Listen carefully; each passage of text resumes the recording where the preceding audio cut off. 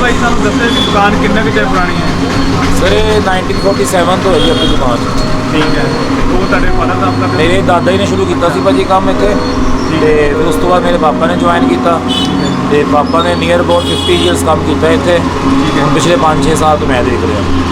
मेरे दादा जी सीगे तो उन्होंने दिमाग से गल्ला, उन्होंने फिर उदों इदा रेसिपी तैयार की 1947 के। साडी कोशिश होंदी है कि आप थोड़ी जी बना के रखिए, जे कोई कस्टमर जो काली वाली वाला आंदा उन्होंने फटाफट जिदा कहते वो पा दी है। कि जे आप कहिए कि पहला आप बना के सवेरे 10-20 किलो बना दें, आप उदा नहीं बनाते। और साडी कोशिश ये होंगी कि जिदा कस्टमर आए उस वे फ्रैश कट के दी गरम गरम।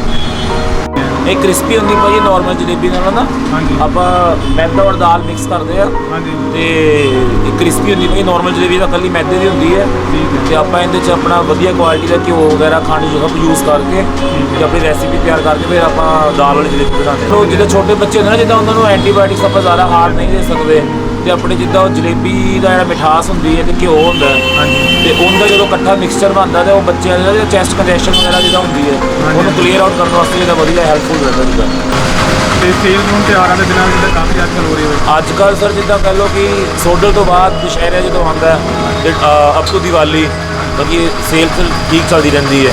ਅਤੇ ਜਾਂ ਇਸ ਤੋਂ ਇਲਾਵਾ ਫੈਸਟੀਵਲ ਡੇਜ਼ ਤੋਂ ਇਲਾਵਾ ਜੇ ਆਪਾਂ ਕਹੀਏ ਤਾਂ ਜਿੱਦਾਂ ਮੌਨਸੂਨਸ ਆਉਂਦੇ ਹੈ, ਬਰਸਾਤ ਹੋ ਜਾਂਦੀ ਮਤਲਬ ਕਿ ਜਿੱਦਾਂ ਰੇਨੀ ਡੇਜ਼ ਦੇ ਵਿੱਚ ਨਾ ਜਿੱਦਾਂ ਬੰਦੇ ਦਾ ਜੇ ਦਿਲ ਕਰਦਾ ਕੁਛ ਮਿੱਠਾ ਖਾਈਏ, ਅੱਜ ਕੁਛ ਕਰਾਰਾ ਖਾਈਏ, ਫਿਰ ਉਦੋਂ ਭਾਈ ਜਿੱਦਾਂ ਆਪਣੀ ਰੂਟੀਨ 'ਚ ਚੱਲਦੀ ਹੈ ਜਲੇਬੀ।